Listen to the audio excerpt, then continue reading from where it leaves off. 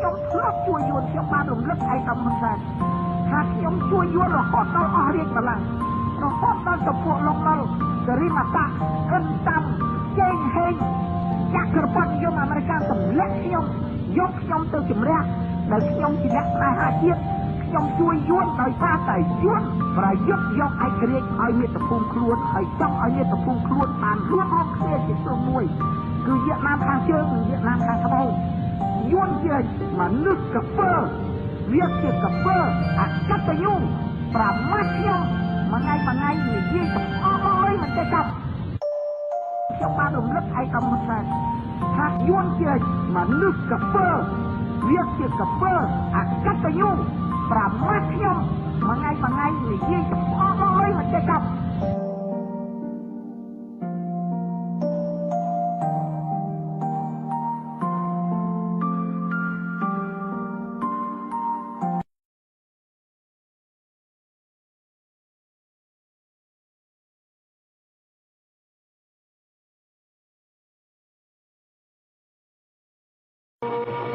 នរោត្តមសីហនុបានសុំក្រឡុំនិងចងពៀនមេត្រីយ៉ាងជិតស្និទ្ធជាមួយមេយួនកុម្មុយនីសវៀតកុងឈ្មោះងៀងហ៊ូថូ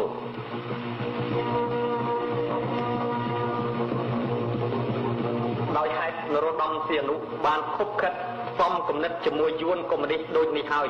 ទើបខ្លួនឲ្យដកលែងអស់ឆ្លើយវៀតកុងនិងយួនខាងជើងជាច្រើនរយនាក់ដែលកងទ័ពជាតិខ្មែរយើងចាប់បាននៅលើទឹកដីខ្មែរលោកឧត្តមសេនីយ៍លន់នល់នាយករដ្ឋមន្ត្រីលោកបានពិនិត្យឃើញផ្ទាល់នៅស្ថានភាពជាក់ស្ដែងដែលអាចនាំឲ្យប្រទេសយើងមានគ្រោះថ្នាក់យ៉ាងធ្ងន់បណ្ដាលមកពីពួកយួនវៀតកុងនិងយួនខាងជើងតាំងមូលដ្ឋានយ៉ាងមាំមួននៅលើទឹកដីខ្មែរយើងនេះ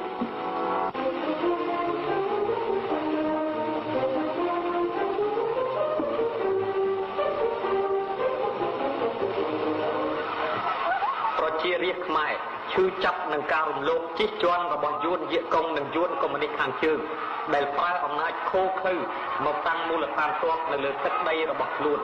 ទើបនាំគ្នាធ្វើបាតុកម្មនៅថ្ងៃទី11មិនិនា1970នៅមុខស្ថានទូតវៀតកុងនិងវៀតណាមខាងជើង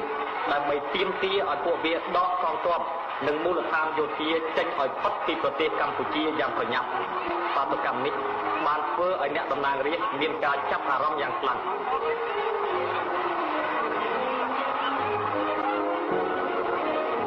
សភាទាំងពីរបានរួមប្រជុំគ្នាជាបន្ទាន់ដើម្បីរកការដោះស្រាយនៅស្ថានភាពដ៏តានតឹងនេះហើយសូមឲ្យរដ្ឋាភិបាលប្រតិបត្តិជាតិដែលមានលោកឧត្តមសេនីយ៍លន់នល់ជានាយកចាត់វិធានការយ៉ាងណាឲ្យយួនវៀតកុងនិងយួនកុម្មុយនីសខាងជើងដកមូលដ្ឋានយោធារបស់ខ្លួនចេញឲ្យអស់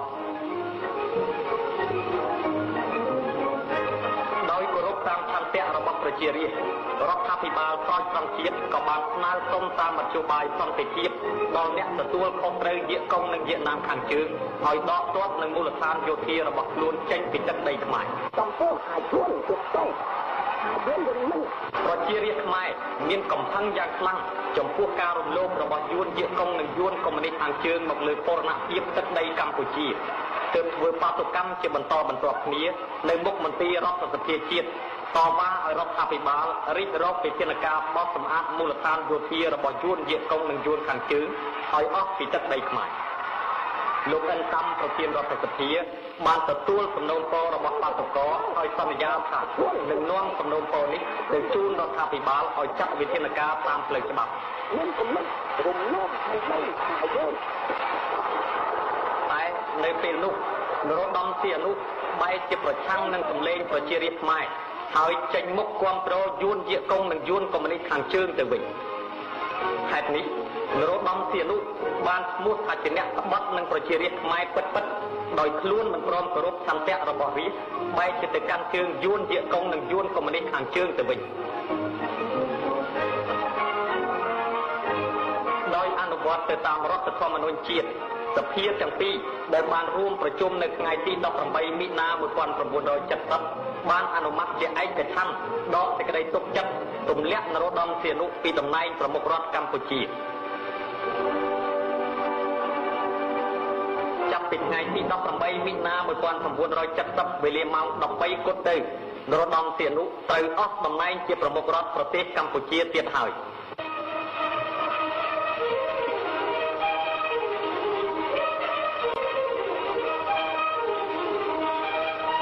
ដោយស្របទៅតាមរដ្ឋធម្មនុញ្ញជាតិលោកចេងហេងប្រធានរដ្ឋសភាត្រូវបានទទួលការតែងតាំងជាប្រមុខរដ្ឋខ្មែរលោកបានអញ្ជើញមកធ្វើកិច្ចការប្រណិធានចំពោះសមាជិកសភាទាំងពីរសមាជិករដ្ឋាភិបាលនិងចំពោះមុខអ្នកការទាំងអស់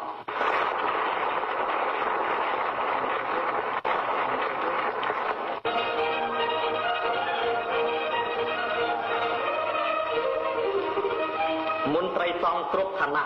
និងប្រជារាស្ត្រខ្មែរទូទាំងប្រទេស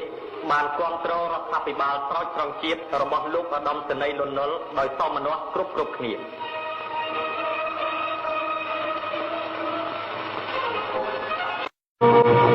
នរោត្តមសីហនុបានសុំក្រឡុំនិងចងស្ពានមេត្រីយ៉ាងជិតស្និទ្ធជាមួយមេយួនកុម្មុយនីសយាកុងឈ្មោះមៀងហ៊ូថូ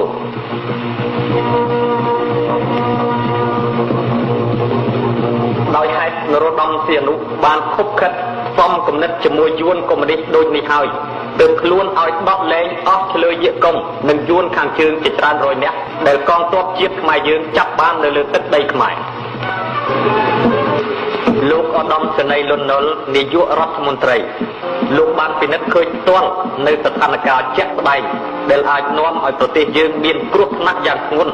បណ្ដាលមកពីពួកយួនយាកុងនិងយួនខាងជើងតាំងមូលដ្ឋានយ៉ាងមាំមួននៅលើទឹកដីខ្មែរយើងនេះ